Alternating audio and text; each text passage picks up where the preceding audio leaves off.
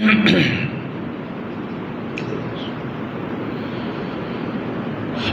الحمد لله نحمده ونستعينه ونستغفره ونعوذ بالله من شرور أنفسنا ومن سيئات أعمالنا من يهده الله فلا مضل له ومن يضلله فلا هادي له وأشهد أن لا إله إلا الله وحده لا شريك له وأشهد أن محمدًا عبده ورسوله أما بعد فإن خير الحديث كتاب الله وخير الهدي هدي محمد صلى الله عليه وآله وسلم وشر الأمور محدثاتها وكل محدثة بدعة وكل بدعة ضلالة وكل ضلالة في النار. اللهم صل على محمد وعلى آل محمد كما صليت على إبراهيم وعلى آل إبراهيم إنك حميد مجيد. اللهم بارك على محمد وعلى آل محمد كما باركت على إبراهيم وعلى آل إبراهيم إنك حميد مجيد. رب اشرح لي صدري ويسر لي أمري واحلل عقدة من لساني يفقه قولي. رب زدني علما. أما بعد فأعوذ بالله من الشيطان الرجيم. بسم الله الرحمن الرحيم. إذا جاء نصر الله والفتح ورأيت الناس يدخلون في دين الله أفواجا فسبح بحمد ربك واستغفره إنه كان توابا.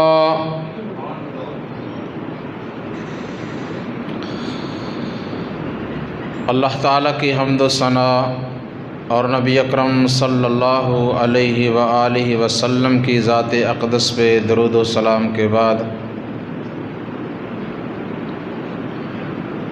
سامعین محترم، آج کا یہ چوتھا خطبہ جمعۃ المبارک اس عنوان پہ ہو رہا ہے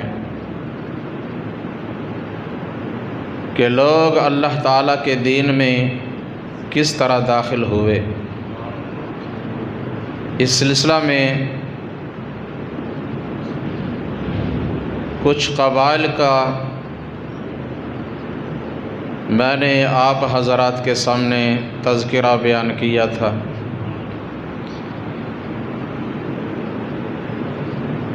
کہ وہ جماعتوں کی شکل میں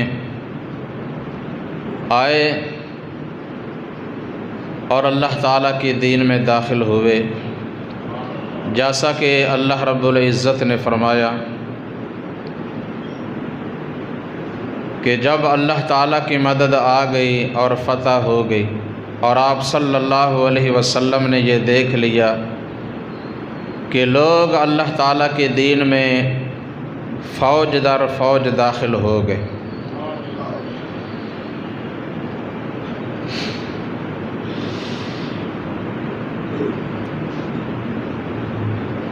تو یہ وفد آنے والے یہ قبائل،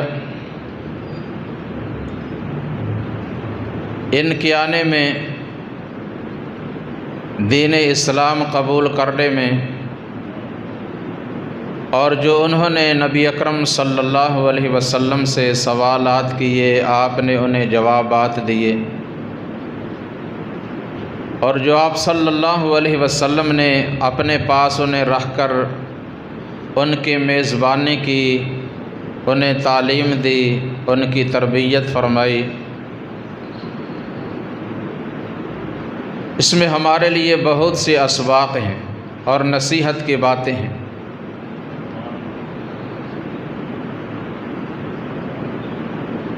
سیدنا عبداللہ ابن عباس رضی اللہ تعالیٰ عنہ بیان فرماتے ہیں کہ جب اللہ سبحانہ و تعالیٰ نے ہمیں رسول اللہ صلی اللہ علیہ وسلم کے پاس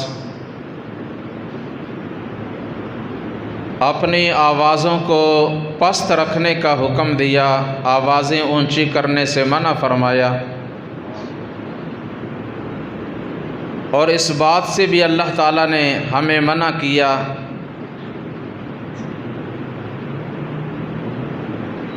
کہ کثرت سے بہت زیادہ سوالات نہیں کرنے،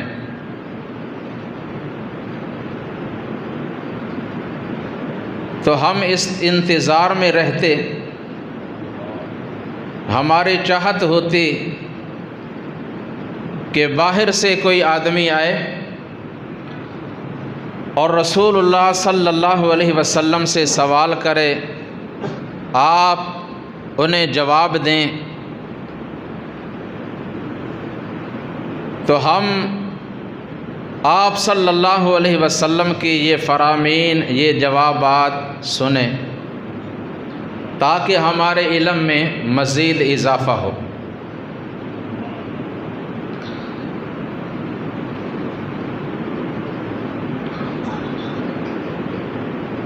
تو اس سلسلہ میں آج کے اس خطبہ جمعۃ المبارک میں چند قبائل کا ذکر ہوگا۔ اللہ تعالیٰ مجھے صحیح بیان کرنے کی اور ہم سب کو سمجھ کر عمل کرنے کی توفیق عطا فرمائے۔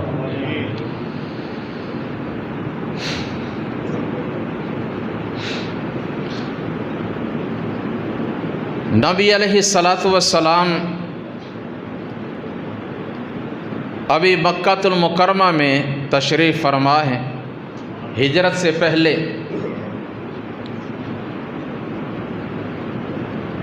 اور آپ کو معلوم ہے کہ باہر سے جو لوگ مکۃ المکرمہ میں آتے تو مشرکین مکہ انہیں اس بات سے منع کرتے اور کہتے کہ ہمارے اس شہر میں محمد نامی ایک آدمی ہے صلی اللہ علیہ وسلم،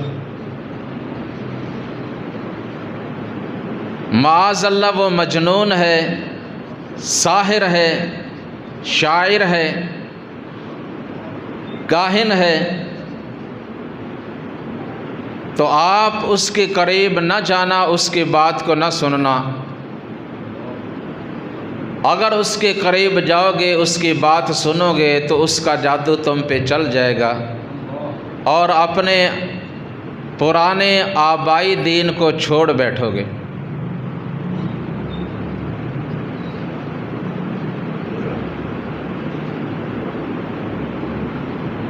تو ان آنے والوں میں علاقہ تہامہ سے اپنے قبیلے کا سردار طفیل ابن عمر، جو دوس قبیلے کا سردار تھا،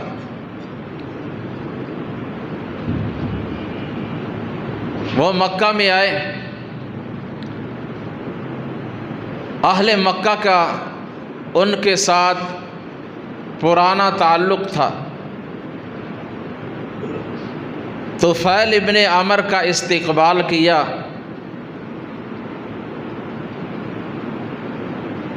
اور انہیں بھی یہی بات کی۔ تو طفیل ابن عمر بیان کرتے ہیں کہ میں ان کی بات سن کر اتنا متاثر ہوا اور محمد کریم صلی اللہ علیہ وسلم سے اتنا متنفر ہوا کہ میں نے اپنے کانوں میں روئی ڈال لی کہ کہیں ان کی آواز میرے کانوں میں نہ پڑے۔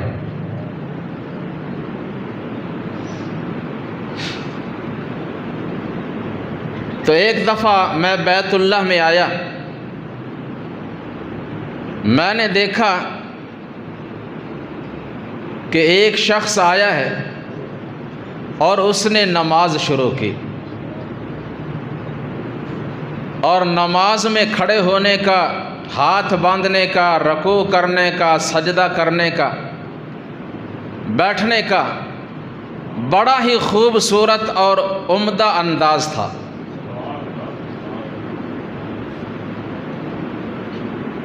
ایسا انداز، ایسا طریقہ عبادت کا میں نے اس سے پہلے کبھی نہیں دیکھا، اور وہ اپنی زبان سے قیام کے اندر کچھ پڑھ رہا تھا۔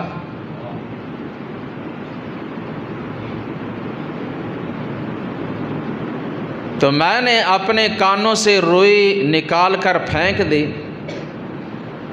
اور میں نے اپنے دل میں یہ خیال کیا ذرا سنوں تو صحیح، اور پھر غور کر لوں گا، سوچ لوں گا، اگر بات صحیح ہوئی ٹھیک ہے مان لوں گا، نہیں تو نہ صحیح۔ اس لیے کہ میں کوئی عام آدمی نہیں، میں صاحب عقل باشعور ہوں۔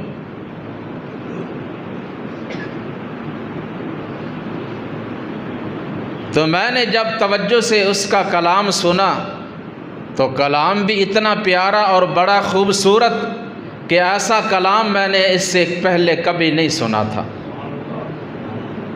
اور میں نے اپنے دل میں یہ سوچا کہ واللہ یہ کلام نہ تو کسی شاعر کا ہے، نہ کسی کاہن کا، اور نہ ہی جادوگر کا، اور واللہ یہ کلام کسی انسان کا کلام بھی نہیں ہے۔ تو میں ان کے قریب بیٹھ گیا، اور جب وہ نماز سے فارغ ہوئے تو میں نے ان سے سوال کیا کہ آپ کا نام کیا ہے؟ فرمایا میرا نام ہے محمد صلی اللہ علیہ وسلم۔ میں نے پوچھا آپ ساحر ہیں یعنی جادوگر ہیں؟ آپ صلی اللہ علیہ وسلم نے مسکراتے ہوئے فرمایا کہ لوگ مجھے جادوگر بھی کہتے ہیں، لیکن میں جادوگر نہیں، میں اللہ تعالیٰ کا سچا نبی، سچا رسول ہوں۔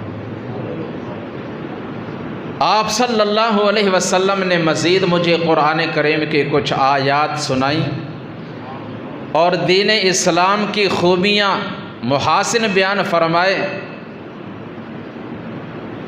تو اسی پہلی مجلس میں، پہلی ملاقات میں ہی بحمد اللہ میں کلمہ پڑھ کر دائرہ اسلام میں داخل ہو گیا۔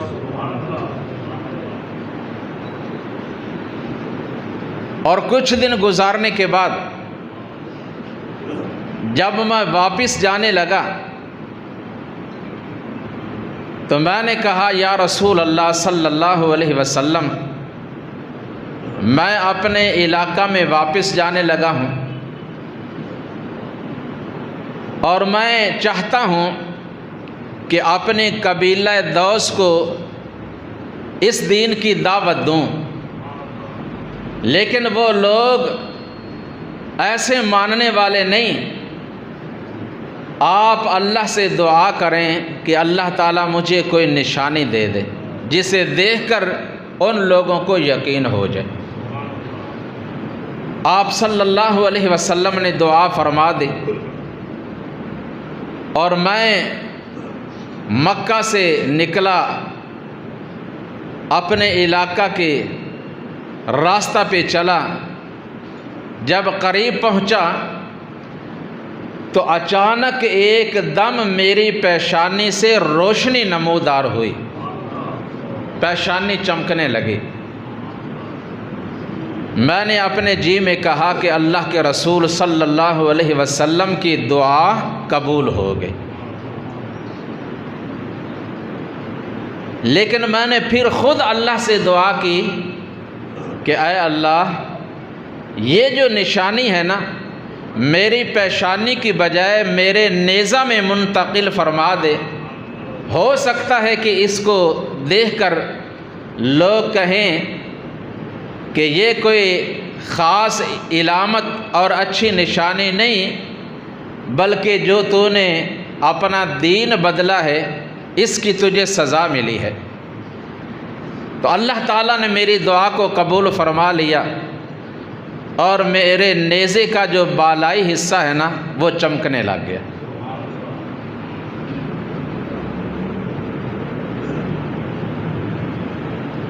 تو میں اپنے علاقہ کی حدود میں داخل ہوا۔ سب سے پہلے میرے استقبال کے لیے میرے والد اور میری بیوی آئے۔ میں نے انہیں دور سے ہی دیکھ کر کہہ دیا، علیکم عنی، خبردار میرے قریب نہ آنا، مجھ سے دور رہنا۔ کہنے لگے کیوں، کیا ہوا؟ فرمایا کہ میں اس وقت مسلمان ہوں، محمد صلی اللہ علیہ وسلم کا غلام ہوں، اور تم لوگ بے دین ہو، مشرک ہو، لہٰذا تمہارا میرے ساتھ کوئی تعلق نہیں ہے۔ ہاں، اگر تم بھی دین اسلام قبول کر لو، کفر، شرک اور بت پرستی کو چھوڑ دو، تب میرا تمہارے ساتھ تعلق برقرار رہے گا، ورنہ نہیں۔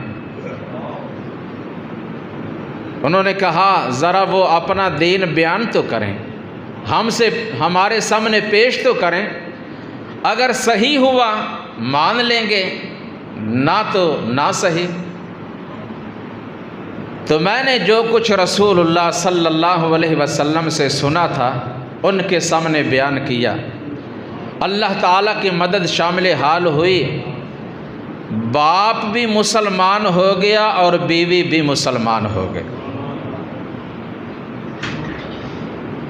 دونوں نے پڑھ لیا، اشہد ان لا الہ الا اللہ وحدہ لا شریک لہ واشہد ان محمدا عبدہ ورسولہ۔ کہنے لگے اب ہمارے لیے کیا حکم ہے؟ فرمایا سب سے پہلے ذوالشرع نامی چشمہ سے غسل کرو، اور اس کے بعد نماز ادا کرو۔ سب سے پہلے کلمہ توحید، اللہ کی توحید اور نبی صلی اللہ علیہ وسلم کی نبوت و رسالت کا اقرار، اور اس کے بعد نماز کی پابندی، جو مسلمان پر سب سے پہلا فرض عائد ہوتا ہے۔ تو کہنے لگے یہ ذوالشرع نامی چشمہ، اس سے غسل کریں، اس کے پانی سے۔ وہ چشمہ ایک بت کی طرف منسوب تھا، اور ان میں یہ مشہور تھا کہ اس کا پانی کوئی استعمال نہ کرے، ورنہ یہ جو بت ہے نا جس کی طرف یہ چشمہ منسوب ہے، اس کا کوئی نہ کوئی نقصان کر دے گا۔ جیسے آج بھی کئی لوگوں کے کچے ایمان ہوتے ہیں، درختوں کے بارے میں، پتھروں کے بارے میں، قبروں کے بارے میں، مختلف عقائد، نظریات خود ساختہ۔ اسی طرح ان لوگوں کو بھی اس طرح کے اعتقاد تھے کہ اگر ہم نے اس سے پانی استعمال کیا تو ذوالشرح ہمارا کوئی نہ کوئی نقصان کر دے گا۔ تو حضرت طفیل ابن عمرو رضی اللہ تعالیٰ عنہ فرمانے لگے، یہ ذوالشرح کیا، یہ اور اس کا باپ بھی مل کر تمہارا کچھ نہیں بگاڑیں گے، تم اس سے غسل کرو، پانی استعمال کرو، میں تمہیں اس بات کی ضمانت دیتا ہوں۔ غسل کیا، واقعہ ہی کچھ نہ ہوا، یقین محکم ہو گیا۔ تو اس کے بعد حضرت طفیل ابن عمرو رضی اللہ تعالیٰ عنہ بیان کرتے ہیں کہ میں نے پورا سال اپنے قبیلہ کے لوگوں کو دعوت دی، لیکن ان کے دل اتنے سخت تھے اور بت پرستی، اپنے آباء و اجداد کی رسومات ان کے ذہنوں میں، ان کے دلوں میں اتنی راسخ تھیں کہ وہ اپنا آبائی دین چھوڑنے کے لیے تیار نہیں تھے۔ انہوں نے میری بات کو نہ سمجھا، نہ قبول کیا، سوائے ایک شخص کے۔ وہ مسلمان ہوا جن کا نام تھا عبد الرحمن اور کنیت تھی ابو ہریرہ۔ سیدنا ابو ہریرہ رضی اللہ تعالی عنہ، جو حضرت طفیل بن عمرو رضی اللہ تعالیٰ عنہ کی دعوت پہ مسلمان ہوئے، اور ایک سال گزرنے کے بعد یہ دونوں مکہ میں آئے، رسول اللہ صلی اللہ علیہ وسلم سے ملاقات کی، آپ صلی اللہ علیہ وسلم کو بتایا، اور حضرت طفیل بن عمرو رضی اللہ تعالیٰ عنہ کہتے ہیں کہ نبی اکرم صلی اللہ علیہ وسلم نے پھر اپنے ہاتھ اٹھائے اور ہم کانپ گئے، ڈرنے لگے کہ کہیں آپ صلی اللہ علیہ وسلم ہمارے خاندان، ہمارے قبیلہ کے لوگوں کے بارے میں ہلاکت، تباہی اور بربادی کی بد دعا ہی نہ کر دیں۔ اگر آپ نے بد دعا کر دی تو ان میں سے کوئی بھی نہیں بچے گا۔ لیکن آپ صلی اللہ علیہ وسلم نے اللہ کی بارگاہ میں ہاتھ اٹھا کر 3 دفعہ فرمایا، اللہم اہدی دوسا، اللہم اہدی دوسا، اللہم اہدی دوسا، اے اللہ قبیلہ دوس کے لوگوں کو ہدایت عطا فرما دے، اے اللہ ان کے دل اپنے دین کی طرف پھیر دے۔ آپ صلی اللہ علیہ وسلم نے دعا کی، اور کچھ دن ہم مکہ میں آپ صلی اللہ علیہ وسلم کی خدمت میں رہے، آپ صلی اللہ علیہ وسلم سے دین اسلام کے کچھ باتیں سیکھیں اور قرآن کریم کے کچھ آیات کو سیکھا۔ پھر آپ صلی اللہ علیہ وسلم نے فرمایا کہ اب جاؤ اپنے علاقہ میں، اپنے قبیلہ کے لوگوں میں دعوت و تبلیغ کا کام کرو، لیکن نرمی کے ساتھ، محبت کے ساتھ، سختی نہیں کرنی، جیسا کہ اللہ تعالیٰ نے فرمایا ہے نا، دانائی، حکمت اور بصیرت کے ساتھ لوگوں کو دعوت دو، اللہ کے دین کی طرف بلاؤ۔ ہم گئے، آپ صلی اللہ علیہ وسلم کی دعا تھی اور اللہ کی مدد شامل حال ہوئی، تھوڑے ہی عرصہ میں چند لوگوں کے علاوہ ہمارے خاندان کے تقریباً 70 گھرانے جو پورے کے پورے مسلمان ہو گئے۔ اللہ اکبر۔ اور ہجرت کے بعد سیدنا ابو ہریرہ طفیل ابن عمرو رضی اللہ تعالی عنہما اور ان کے خاندان، ان کے قبیلہ کے لوگ مدینہ المنورہ میں آئے، آپ صلی اللہ علیہ وسلم سے ملاقات کی، اللہ کے دین میں داخل ہوئے۔ اللہ تعالیٰ کا فرمان سچ ثابت ہوا کہ وَرَأَيْتَ النَّاسَ يَدْخُلُونَ فِي دِينِ اللَّهِ أَفْوَاجًا۔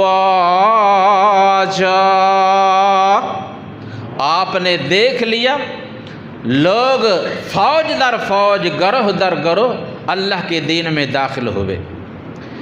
اسی طرح مکہ المکرمہ میں ہی جب آپ صلی اللہ علیہ وسلم نے اپنی دعوت کا آغاز کیا، یہ خبر حضرت ابو ذر غفاری رضی اللہ تعالی عنہ تک پہنچی، جن کی بستی مکہ سے شام کی طرف جانے والے راستہ پہ تھی، بدان نامی بستی۔ جب آپ صلی اللہ علیہ وسلم کے بارے میں سنا تو تصدیق کے لیے پہلے اپنے بھائی انیس کو بھیجا اور بعد میں خود آئے، اور اپنا واقعہ آپ خود بیان کرتے ہیں کہ مکہ میں ان دنوں کچھ ایسے حالات تھے اور کمزور مسلمانوں پہ اتنی سختیاں ہو رہی تھیں کہ کوئی اپنے مسلمان ہونے کو ظاہر کرنے کے لیے بھی تیار نہیں تھا۔ اگر ان کو پتہ چل جاتا تو وہ اس کے جان کے دشمن بن جاتے، اس کے قتل کے درپے ہو جاتے۔ لیکن میں کچھ دن بیت اللہ میں ہی رہا اور میرے پاس کھانے کا کوئی سامان نہیں تھا، زاد رہ نہیں تھا، صرف میں نے آب زمزم پی کر گزارا کیا۔ جب بھوک لگتی تب بھی آب زمزم پیتا، اور جب پیاس لگتی پھر بھی آب زمزم ہی پیتا۔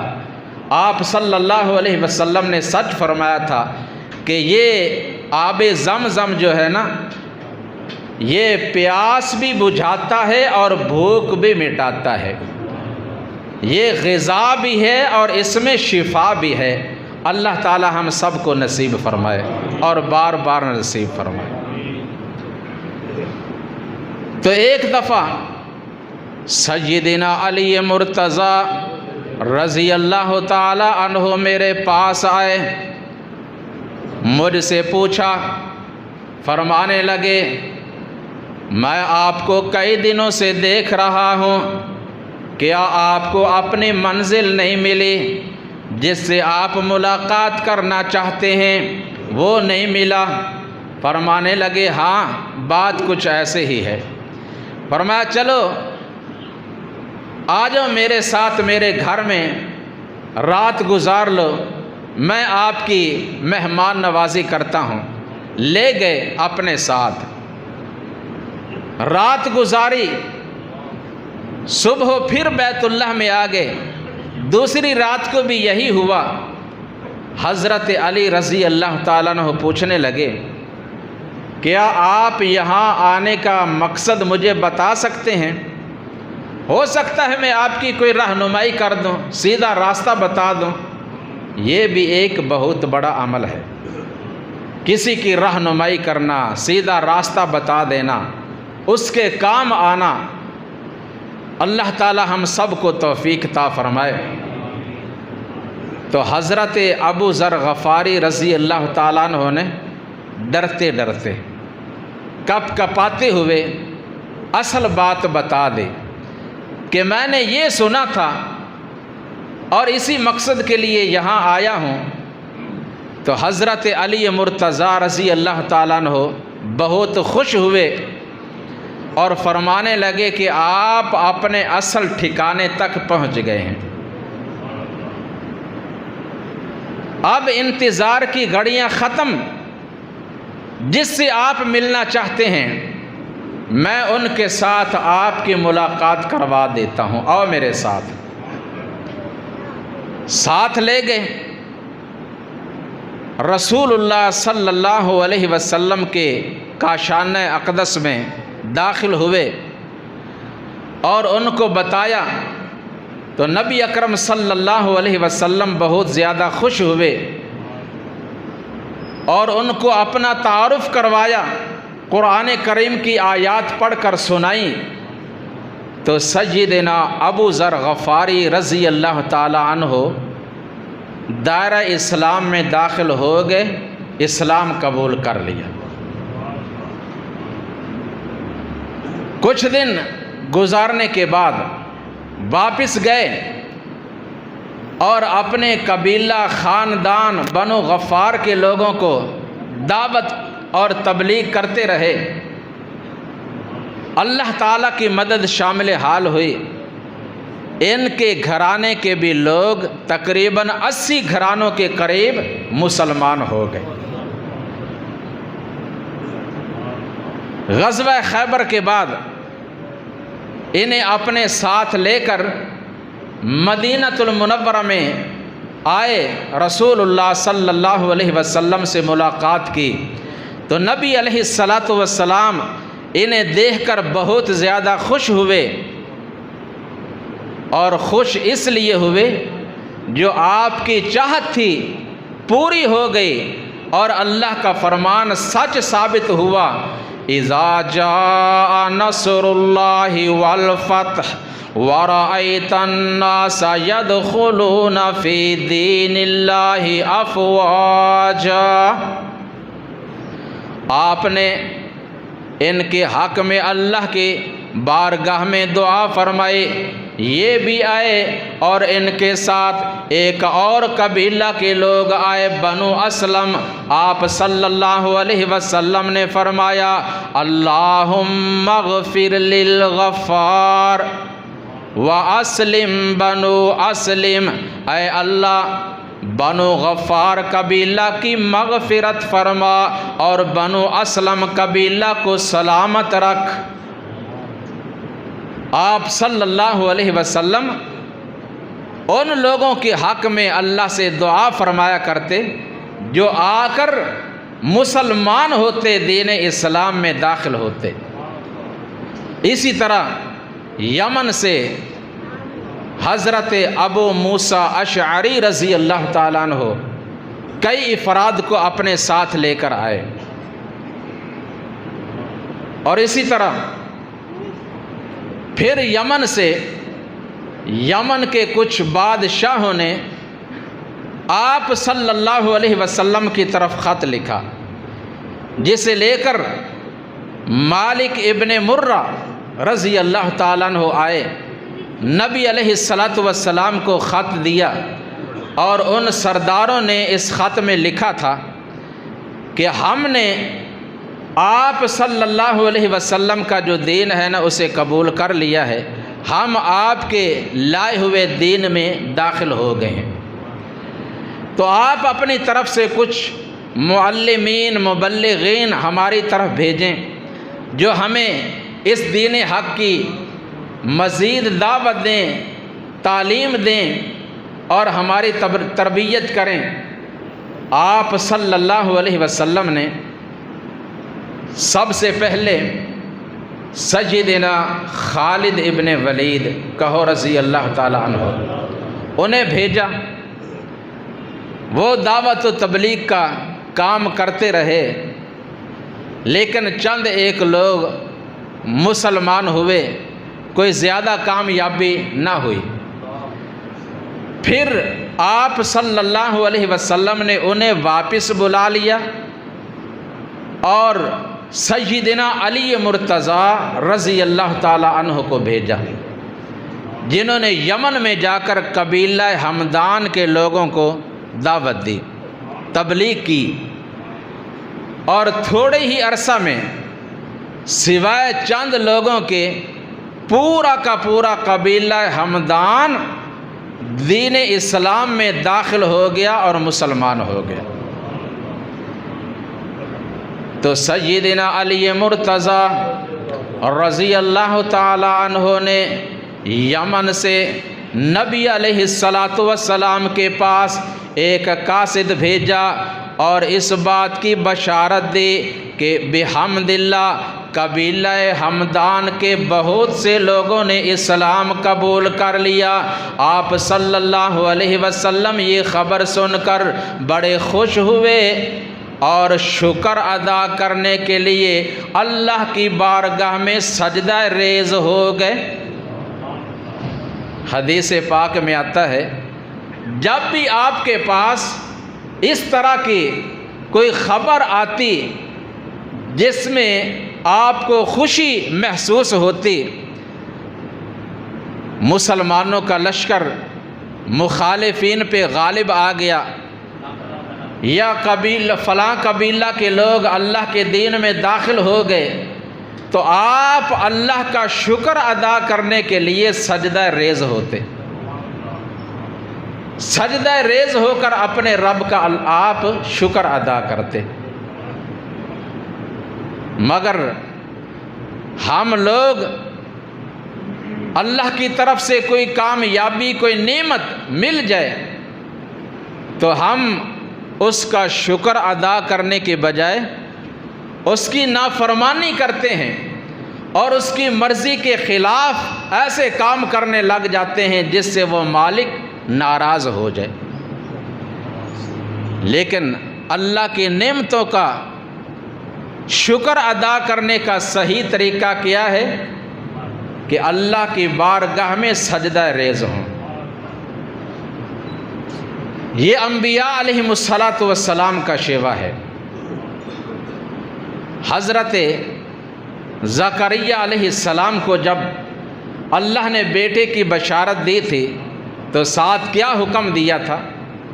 وَاذْكُرْ رَبَّكَ كَثِيرًا وَسَبِّحْ بِالْعَشِيِّ وَالْإِبْكَارِ۔ اے زکریا علیہ السلام، ہم آپ کو ایک بیٹا عطا کرنے لگے ہیں جس کا نام ہوگا یحییٰ، جو تیرا بیٹا ہوگا میرا نبی ہوگا۔ اللہ نے آپ کو بیٹا عطا فرما دیا ہے، اب اپنے رب کا شکر ادا کریں۔ کس طرح؟ وَاذْكُرْ رَبَّكَ كَثِيرًا، کثرت کے ساتھ اپنے رب کا ذکر کریں۔ وَسَبِّحْ بِالْعَشِيِّ وَالْإِبْكَارِ، اور صبح و شام اس کی حمد و ثنا، اس کی تسبیح بیان کیا کریں۔ تو نبی علیہ السلام سجدہ ریز ہو کر اپنے رب کا شکر ادا کرتے ہیں۔ پھر علی مرتضیٰ رضی اللہ تعالیٰ عنہ واپس آئے تو ان کے بعد آپ صلی اللہ علیہ وسلم نے یمن میں حضرت معاذ ابن جبل رضی اللہ تعالیٰ عنہ کو گورنر، مبلغ اور معلم بنا کر بھیجا۔ پھر انہوں نے اپنے پوری بقیہ زندگی وہیں اسی کام میں گزارے۔ اللہ اکبر کبیرہ۔ اسی طرح ایک اور وفد آیا، وفد تجیب جس کا نام تھا، 13 افراد پہ مشتمل۔ آپ صلی اللہ علیہ وسلم کے پاس مدینہ میں آئے، آپ نے انہیں اپنے پاس کچھ دن رکھا، انہیں تعلیم دی، ان کی تربیت کی، اور آپ صلی اللہ علیہ وسلم نے ان کی میزبانی بھی کی۔ اور جب واپس جانے لگے آپ صلی اللہ علیہ وسلم نے انہیں کچھ اپنے پاس سے تحفے تحائف دے کر رخصت کیا۔ تو ان میں ایک ایسا نوجوان تھا جو کہنے لگا، یا رسول اللہ صلی اللہ علیہ وسلم، مجھے اللہ احکم الحاکمین کی قسم، میں اس ذات کی قسم اٹھا کر کہتا ہوں کہ میں کسی دنیاوی مقصد، دنیاوی لالچ، طمع کے لیے نہیں آیا، میں آپ کی خدمت میں اس لیے حاضر ہوا ہوں کہ آپ صلی اللہ علیہ وسلم میرے لیے دعا فرما دیں۔ کیا دعا؟ اللہ تعالیٰ میری زندگی کے سابقہ تمام گناہوں کو، غلطیوں، خطاؤں کو معاف فرما دے۔ نمبر 2، اللہ تعالیٰ مجھے اپنے رحمت میں ڈھانپ لے۔ اور نمبر 3، اللہ تعالیٰ میرے دل سے ہر قسم کا لالچ، حرص، طمع اسے ختم کر دے، اور مجھے جو اس نے عطا فرمایا ہے نا اس پہ قناعت کرنے کی توفیق عطا فرما دے۔ کتنی بڑی دعا! یہ کوئی معمولی دعا نہیں ہے۔ جب انسان کے دل میں حرص، لالچ ہوگا نا، پھر وہ حرام حلال کی تمیز نہیں کرے گا، وہ جھوٹ بھی بولے گا، خیانت بھی کرے گا، ملاوٹ بھی کرے گا، ناپ تول میں کمی بیشی بھی کرے گا، رشوت، سود، جوا، پھر اس کے نزدیک یہ معمولی کام ہوں گے۔ یہ کام کرتے ہوئے اس کے دل میں اللہ کا کوئی خوف، کوئی ڈر نہیں ہوگا۔ لیکن جس کا دل ان چیزوں سے پاک ہوگا نا، وہ یہ کام نہیں کرے گا، وہ حلال کمائے گا، حلال کھائے گا، اور اللہ کی راہ میں صدقہ خیرات بھی کرے گا۔ اسی لیے اللہ سبحانہ و تعالیٰ نے فرمایا نا، وَمَن يُوقَ شُحَّ نَفْسِهِ فَأُولَئِكَ هُمُ الْمُفْلِحُونَ۔ جو لوگ اپنے نفس کی بخیلی سے بچ گئے، جن کا دل پاک صاف ہو گیا، جنہوں نے اپنے رب کے دیے ہوئے پہ قناعت کر لی، اسے کافی سمجھ لیا، اسی پہ صبر کر لیا، تو یہ لوگ کامیاب ہو گئے۔ سیدنا عبد الرحمن ابن عوف رضی اللہ تعالی عنہ بار بار اس دعا کو کیا کرتے، حتیٰ کہ بیت اللہ، خانہ کعبہ کا طواف کرتے ہوئے وہ صرف یہی جملہ بار بار پڑھتے ہیں، یہی کہتے ہیں، اللہم قنی شح نفسی۔ 2 الفاظ یاد کر لیں اور پڑھا کریں، اللہم قنی شح نفسی، اللہم قنی شح نفسی۔ اے اللہ مجھے میرے نفس کی شرارتوں سے، میرے نفس کی بخیلی سے بچا لے۔ ان سے پوچھا گیا، لوگ یہاں اور بہت زیادہ دعائیں کرتے ہیں، کوئی کچھ مانگتا ہے، کوئی کچھ، لیکن تو نے پورا وقت صرف یہ ایک جملہ ہی بار بار پڑھتے ہوئے گزار دیا، طواف میں بھی یہی، صفا مروہ کی سعی میں بھی یہی۔ فرمایا اگر یہ دعا قبول ہو گئی تو سب کچھ مل گیا۔ اللہ اکبر۔ اور جس کے دل میں یہ چیز نہ ہونا، اس کا دل بھرتا ہی نہیں۔ اور ایسے لوگوں کی اللہ تعالیٰ نے بہت بری مثالیں دی ہیں، تو یہ ایک الگ عنوان ہے۔ اللہ تعالیٰ ہمیں اپنے دیے ہوئے پر صبر، قناعت کرنے کی توفیق عطا فرمائے، اور ہر قسم کی بخیلی سے، لالچ سے، طمع سے ہمیں محفوظ فرما لے۔ تو اسی طرح ایک اور قبیلہ آیا، قبیلہ تئی، جس قبیلے کا سردار پہلے گزرا تھا حاتم تائی، یعنی تئی قبیلے کا سردار۔ جب ان کے علاقہ نجد میں سیدنا علی مرتضیٰ رضی اللہ تعالی عنہ کی قیادت میں لشکر پہنچا، حاتم تائی کے بیٹے عدی اپنے اہل و عیال کو لے کر بڑی تیزی سے وہاں سے نکل گئے، شام چلے گئے۔ ان مسلمانوں نے بہت سے لوگوں کو گرفتار کیا، جن میں حاتم کی بیٹی عدی کی بہن بھی تھیں، ان کو مدینہ میں لایا گیا، قید کیا گیا۔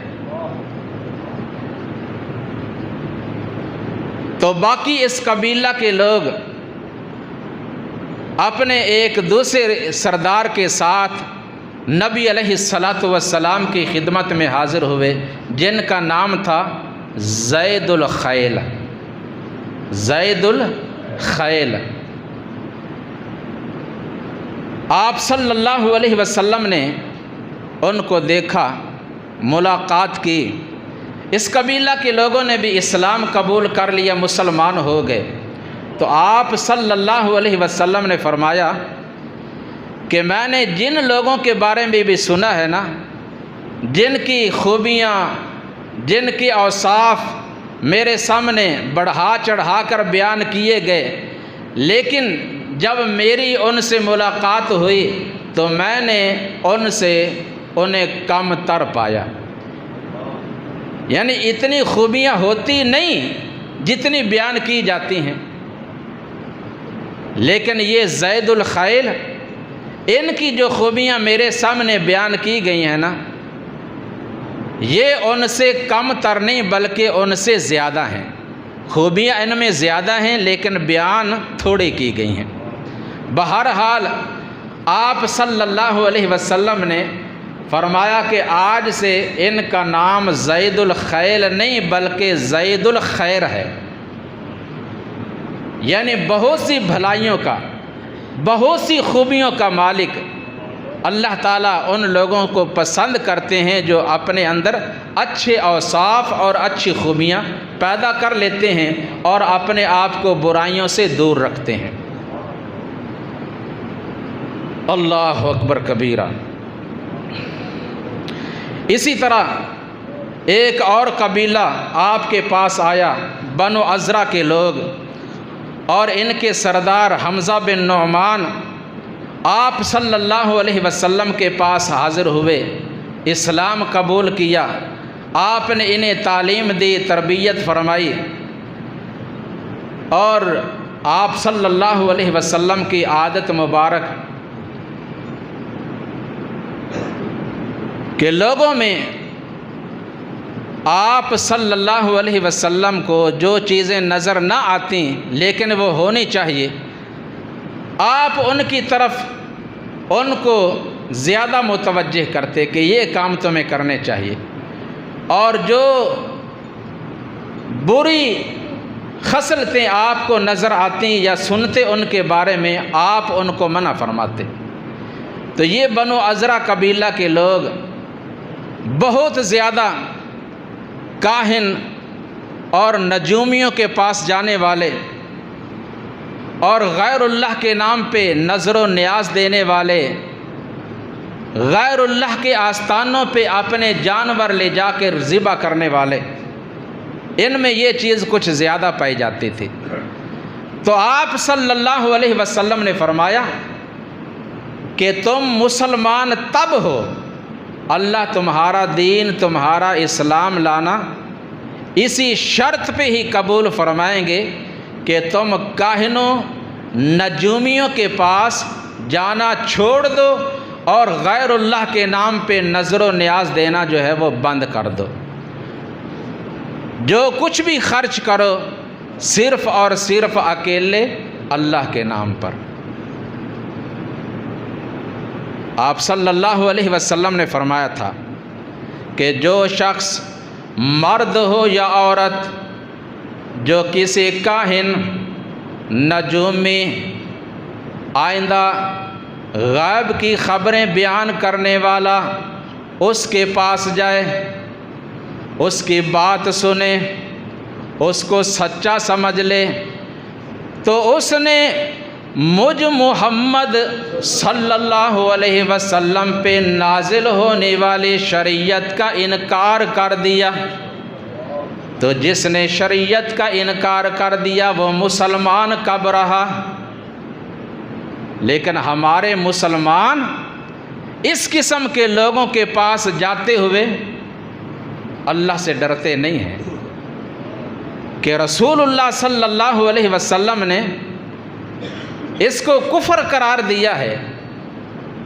کاہنوں اور نجومیوں کے پاس جانا اور ان سے حساب کروانا، جیسا کہ لوگ ہاتھ کی لکیریں دکھا کر پوچھتے ہیں اور وہ آگے اٹکل پچو لگا کر ایسے ہی بتا دیتے ہیں یہ ہوگا وہ ہوگا، تو یہ اپنے ایمان اپنے دین کو ضائع کرنے والی بات ہے۔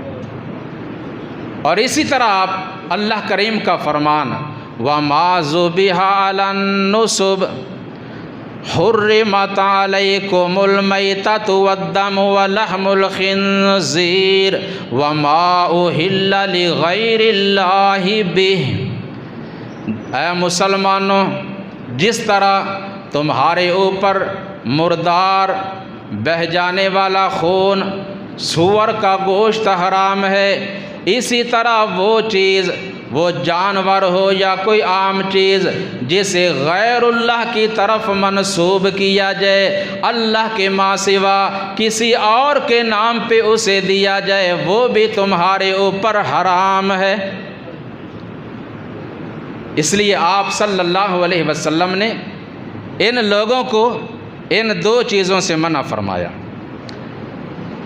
ایک اور وفد آپ صلی اللہ علیہ وسلم کے پاس آیا، وفد بلی، جن کے سردار تھے ابو زبیب رضی اللہ تعالی عنہ۔ یہ لوگ آپ کے پاس آئے، اسلام قبول کیا اور انہوں نے کچھ سوالات کیے۔ کہا یا رسول اللہ صلی اللہ علیہ وسلم، کیا جو مسافر ہوتے ہیں، مسافروں کو کھانا کھلانا یا پانی پلانا، اس پہ ہمیں کچھ اجر ملے گا؟ کیونکہ ان کی بستی گزرگاہ پہ موجود تھی اور یہ گزرنے والے لوگوں کو کھانا کھلاتے، پانی پلاتے۔ آپ صلی اللہ علیہ وسلم نے فرمایا ہاں، مسافر خواہ امیر ہو یا غریب ہو، جب تمہارے پاس اس حالت میں آئے کہ وہ ضرورت مند ہے، اسے پیاس لگی ہے یا بھوک لگی ہے، اسے کھانا کھلا دو، پانی پلا دو، اللہ تمہیں اس کا بہت اچھا اور بہت زیادہ اجر عطا فرمائیں گے۔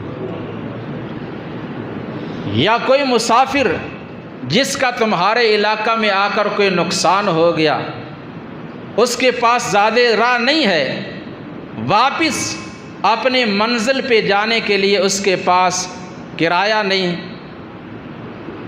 تو اس کی مدد کر دو۔ اللہ تعالیٰ نے ہمیں اس بات کا حکم دیا ہے وَتَعَاوَنُوا عَلَى الْبِرِّ وَالتَّقْوَى وَلَا تَعَاوَنُوا عَلَى الْإِثْمِ وَالْعُدْوَانِ وَاتَّقُوا اللَّهَ إِنَّ اللَّهَ شَدِيدُ الْعِقَابِ۔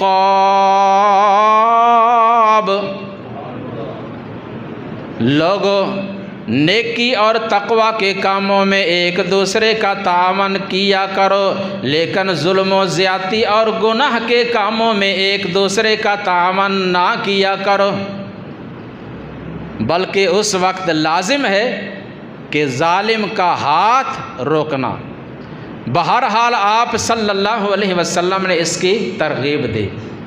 یہ واپس جانے لگے۔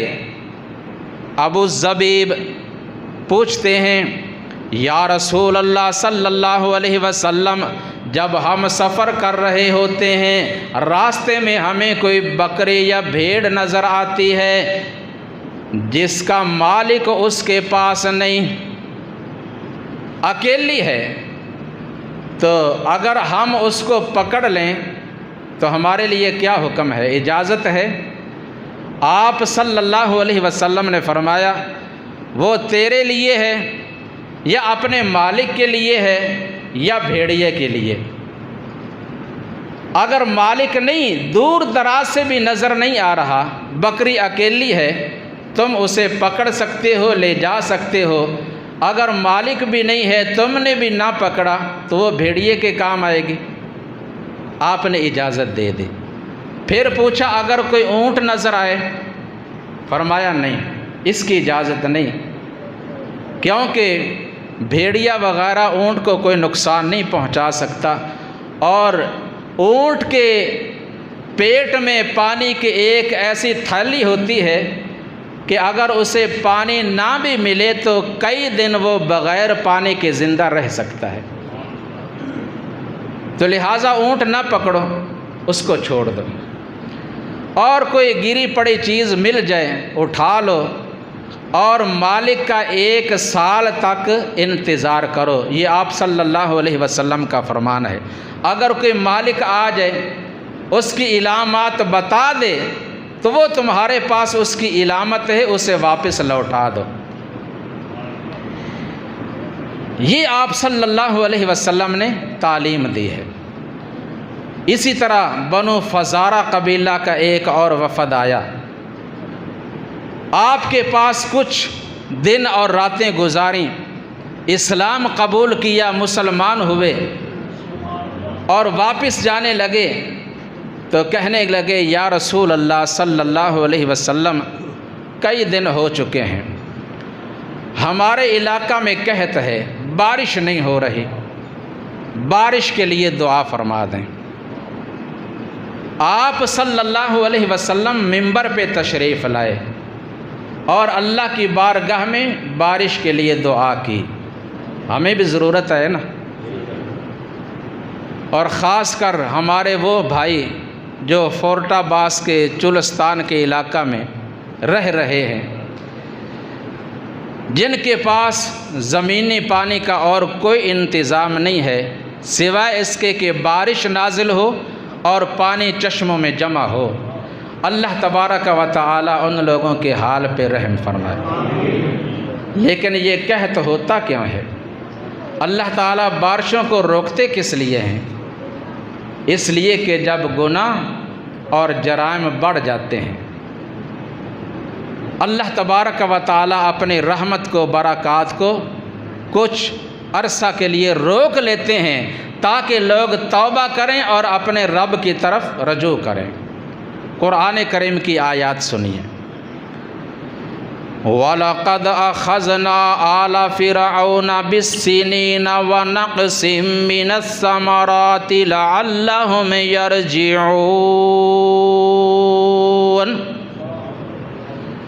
ہم نے قوم فرعون کو قحط سالیوں سے پکڑ لیا اور اپنی رحمت برکات کو روک لیا، پھلوں کے اندر ان کا نقصان ہوا، کھیتیوں کا نقصان ہوا۔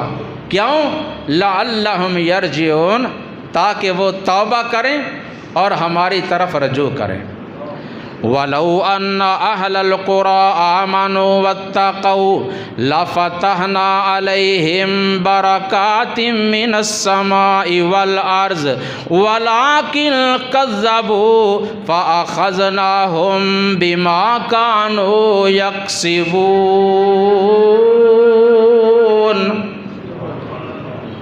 اگر بستیوں میں، شہروں میں بسنے والے لوگ اپنا ایمان خالص کر لیں، تقوی اختیار کر لیں، پرہیزگار بن جائیں، تو ہم زمین سے بھی برکتیں ان کے لیے اگائیں گے اور آسمان سے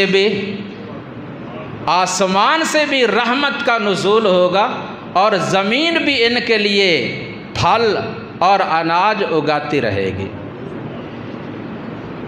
لیکن اگر یہ ناشکری اور نافرمانی کریں گے تو ہم ان کو سزا بھی دیں گے۔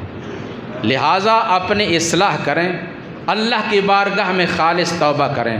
تو آپ صلی اللہ علیہ وسلم نے منبر پہ بارش کے لیے دعا کی، میں بھی کرتا ہوں، آپ نے آمین کہنا ہوگا۔ اللہم اسقی عبادک و بہائمک وانشر رحمتک و احیی بلدک المیت، آمین کہہ دو۔ اللہم اغثنا غیثا مغیثا مریعا مریعا عاجلا غیر آجل۔ اللہ تبارک و تعالی ہماری غلطیوں اور خطاؤں کی طرف نہ دیکھیں، اللہ تعالی ہم سب پہ اپنے باران رحمت کا نزول فرما دیں، اللہ سبحانہ و تعالی ہمارے حال پہ رحم فرما دیں۔ سبحان ربک رب العزت عما یصفون وسلام علی المرسلین والحمد للہ رب العالمین۔